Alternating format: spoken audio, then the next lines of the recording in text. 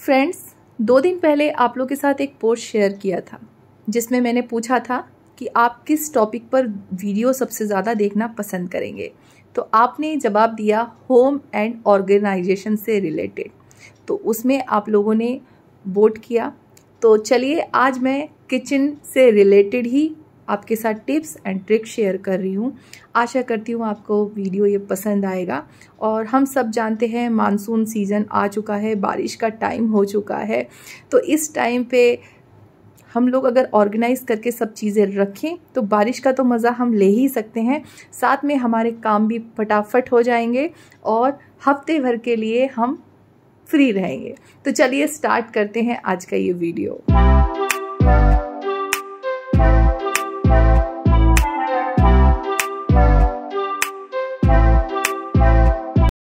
नमस्ते friends, मुनमुन्स creativity में आपका फिर से स्वागत है।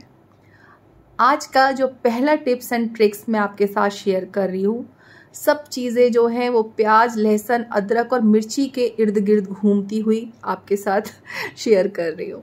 तो सबसे पहले मैं यहाँ पर पहला ट्रिक जो आपके साथ शेयर कर रही हूँ वो ये कि प्याज अक्सर हम छीलते ज़रूर हैं एक जगह पे बैठ के, राइट। तो अगर पंखा चल रहा होता है तो उसके छिलके जो होते हैं ना वो इधर उधर उड़ने लगते हैं, जिससे कि हमारा काम बढ़ जाता है और फिर बाद में हमको वो झाड़ू करके फिर वो छिलके उठाने पड़ते हैं।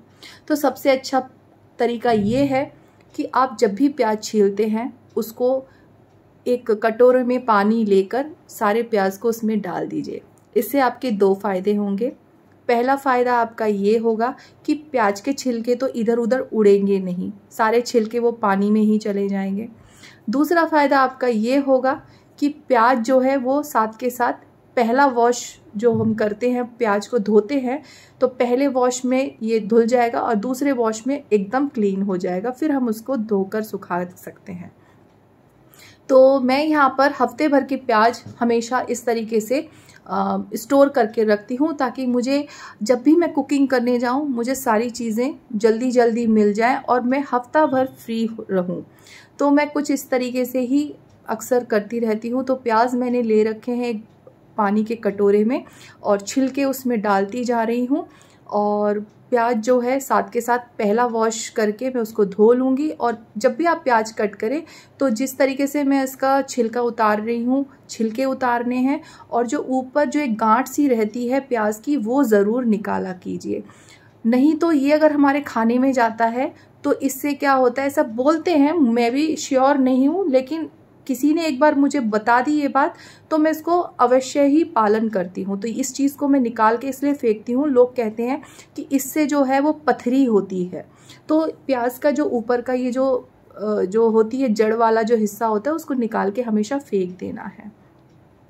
तो इस तरीके से मैं प्याज को धो के पहला वाला जो है इस तरीके से रगड़ रगड़ के धो के एक टोकरी में निकाल रही हूँ।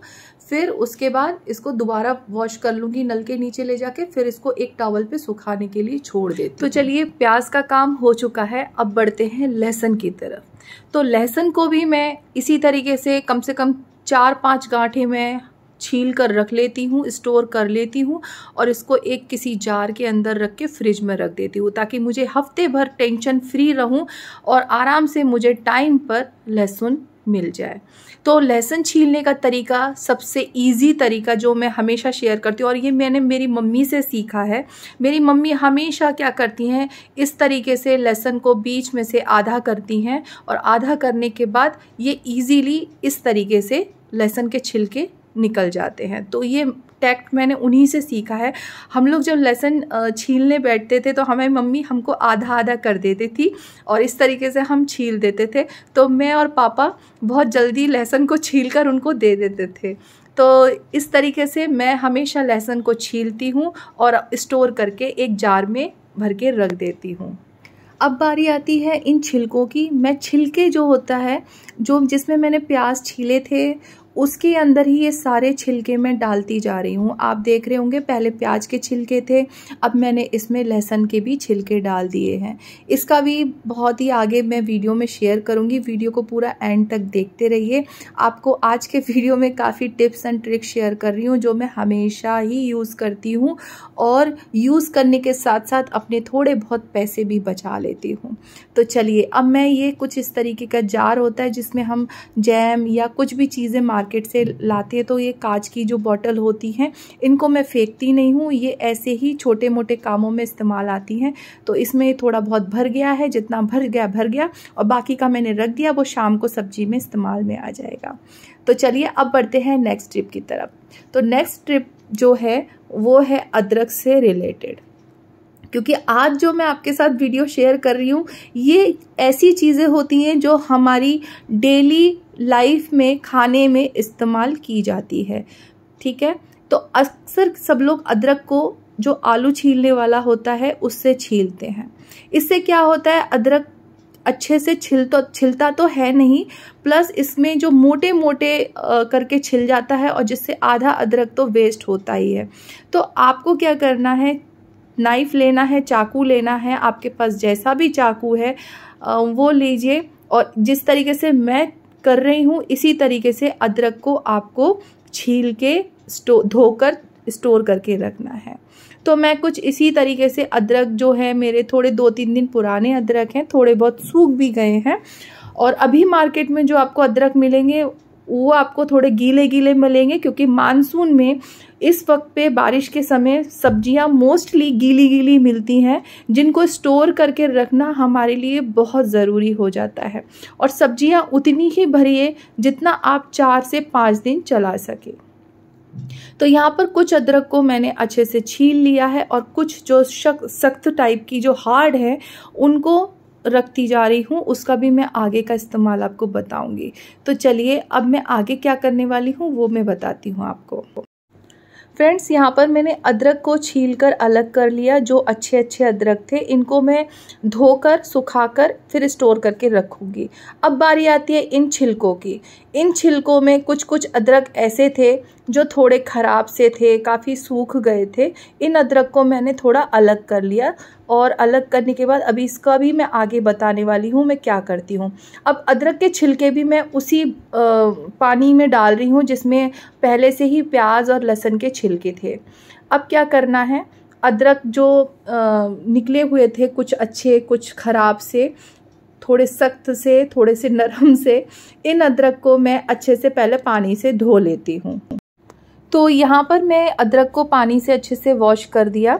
करने के बाद अब मैं क्या करूँगी, एक चॉपर लिया है, चॉपर में इन अदरक को मैं काट कर डालूँगी और अच्छे से फाइन चॉप कर लूँगी। जितना चॉप कर सकती हूँ उतना मैं बारीक चॉप कर लूँगी। यहाँ पर चॉप मैं कर चुकी हूँ जितना कर सकती थी। अब इसको हम निकाल लेंगे एक छोटे से डब्बे के अंदर। अब ये किस काम में आएगा, ये हमारे काम में आएगा चाय जब हम बनाते हैं, चाय में हम अदरक डालते हैं ना, तो ये उस काम में आएगा। तो ये अदरक बिना फेंके आप इस तरीके से चाय के लिए इस्तेमाल कर सकती हैं और ज़रूरी नहीं आपको खलबत्ता लेके सुबह सुबह खटर खटर खटर करने की ज़रूरत पड़े। आप इससे अच्छा इस तरीके से आप छोटे से बॉक्स में इसको स्टोर करके रख सकते हैं और फ्रिज में रख दीजिए, जब भी आप चाय बनाएं और इसको इस्तेमाल करें।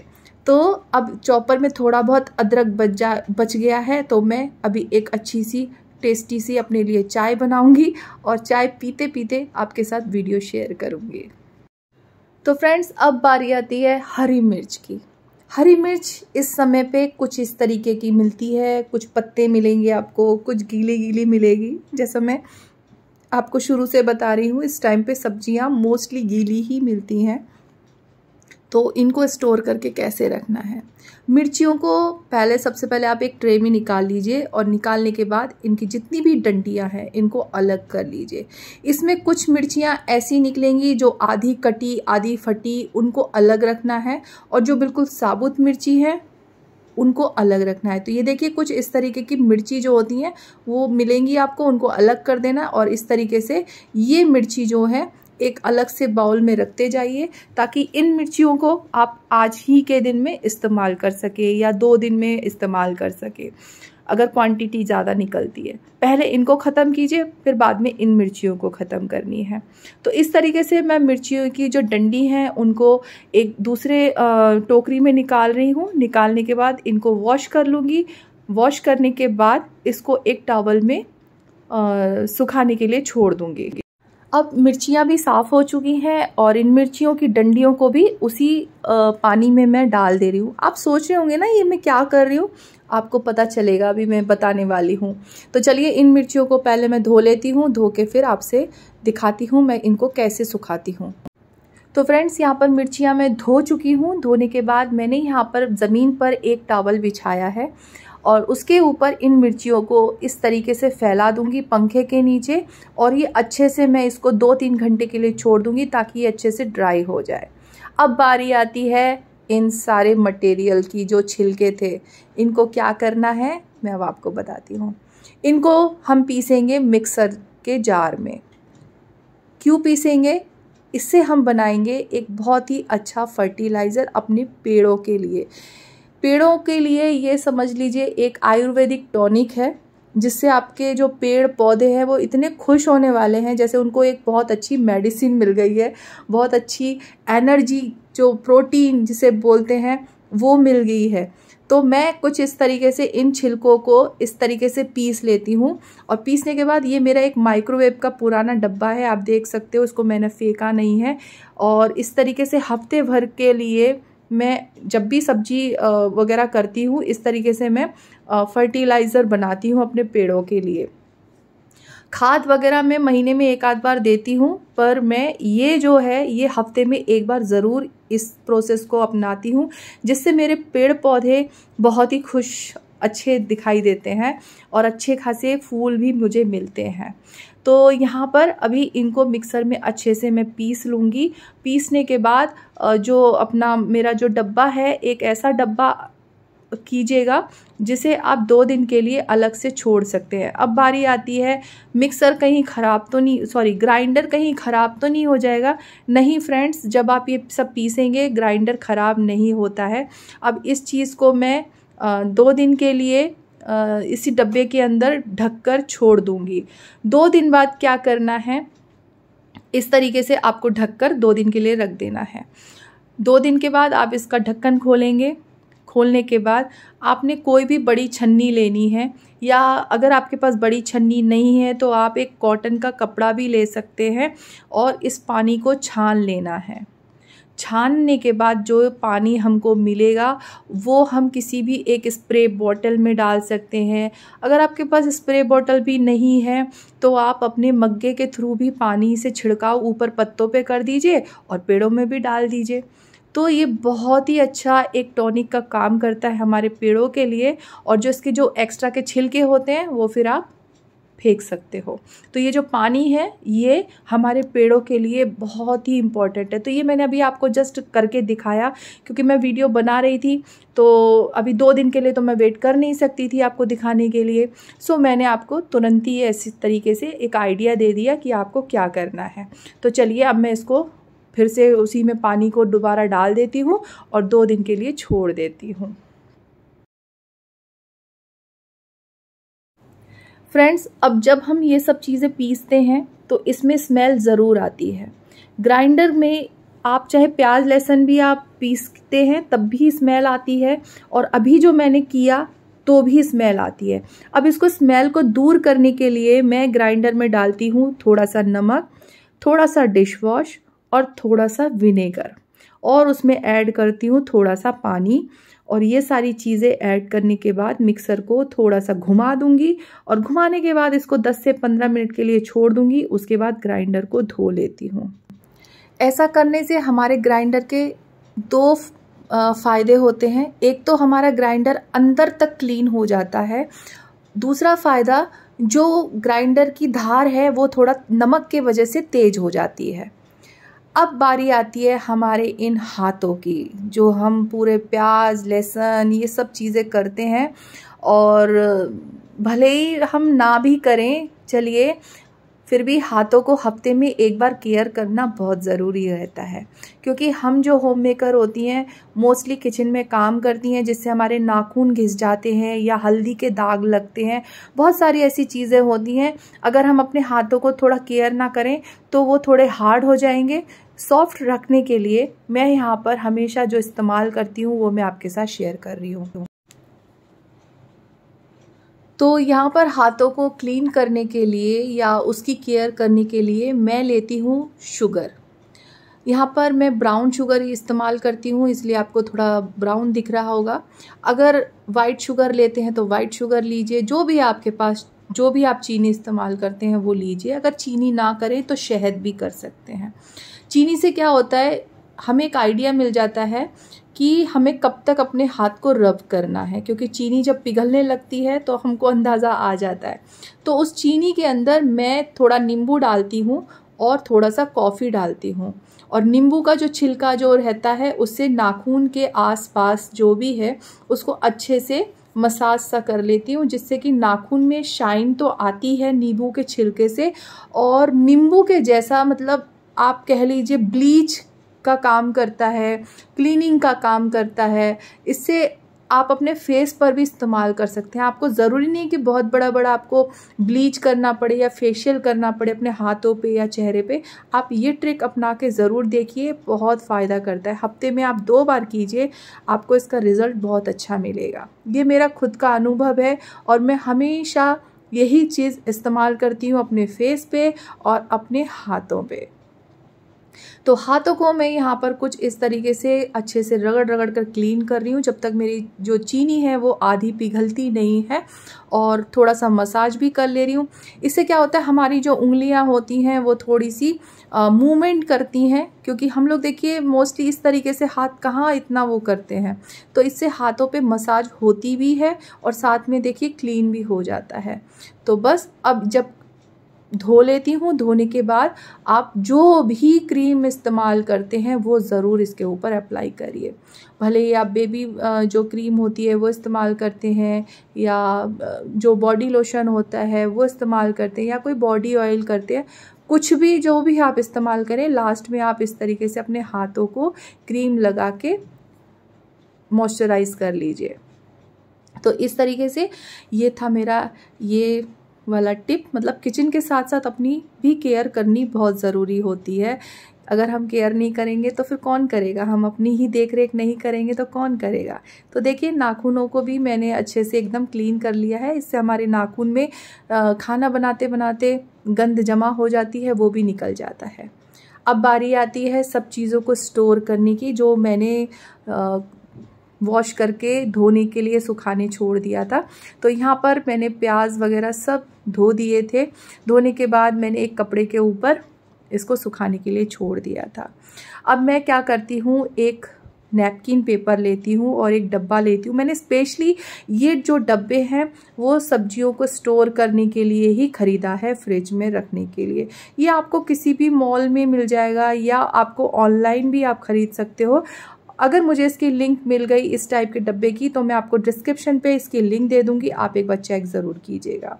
तो चलिए अब मैं सबसे पहले एक टिश्यू पेपर लेती हूँ और टिश्यू पेपर के बाद उस प्याज को सारे रखती हूँ। अब इस जो बॉक्स है, इस बॉक्स में रहती है जाली, तो प्याज के स्मेल से हमारा फ्रिज में स्मेल आ सकता है। तो इसके ऊपर फिर से मैंने एक और नैपकिन पेपर रखा है, टिश्यू पेपर रखा है। उसके बाद फिर मैं इसको ढक्कन को लगाऊंगी। टिश्यू पेपर इसके ऊपर रखने से क्या होता है, जो भी स्मेल होती है वो अपने आप एब्जॉर्ब कर लेती है, प्याज की स्मेल वगैरह जो भी है। इसीलिए मैं प्याज को रखने के लिए नैपकिन पेपर का इस्तेमाल करती हूँ, ना कि कपड़े का। बाकी चीज़ों को इस्तेमाल मतलब टिश्यू पेपर का इस्तेमाल ना करके बाकी डब्बों में आप छोटे मोटे कपड़ों के टुकड़े रखकर भी आप इस्तेमाल कर सकती हैं सब चीज़ों को रखने के लिए। तो यहाँ पर मैं अब रख रही हूँ अदरक और नींबू। अब बारी आती है हरी मिर्च को स्टोर करने की। तो हरी मिर्च जो है वो अच्छे से सुखा लेनी है। लास्ट में कितना भी आप करिए, हरी मिर्च पे थोड़ा बहुत पानी रहता ही है, तो टॉवल की मदद से आपको उसको अच्छे से पोंछ लेना है। यहाँ पर मिर्ची को रखने के लिए मैं इस तरीके का कपड़ा हमेशा रखती हूँ स्टोर करने के लिए। इसमें अगर थोड़ा बहुत पानी रहता है तो वो कपड़ा जो है वो एब्जॉर्ब कर लेता है। टिश्यू पेपर ना करें तो बेस्ट रहेगा, क्योंकि मैं टिश्यू पेपर में भी इसको रख चुकी हूँ। इतना मुझे अच्छा रिजल्ट कभी कभी मिलता नहीं है, कभी कभी मिलता है, कभी कभी नहीं मिलता, पर इस कपड़े में रखने से मुझे काफ़ी अच्छे रिजल्ट मिलते हैं। काफ़ी दिन तक फ्रेश रहती है हरी मिर्ची।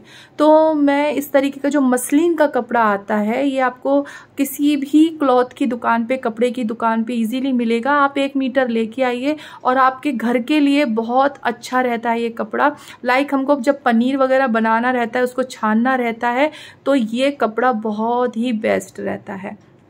तो ये कपड़ा मैं हमेशा थोड़ा बहुत लेकर आती हूँ मार्केट से, और इस तरीके से स्टोर करने के लिए मैं हमेशा इस्तेमाल करती हूँ। और यहाँ पर देखिए बातों बातों में मिर्चियाँ भी मैंने रख दी हैं।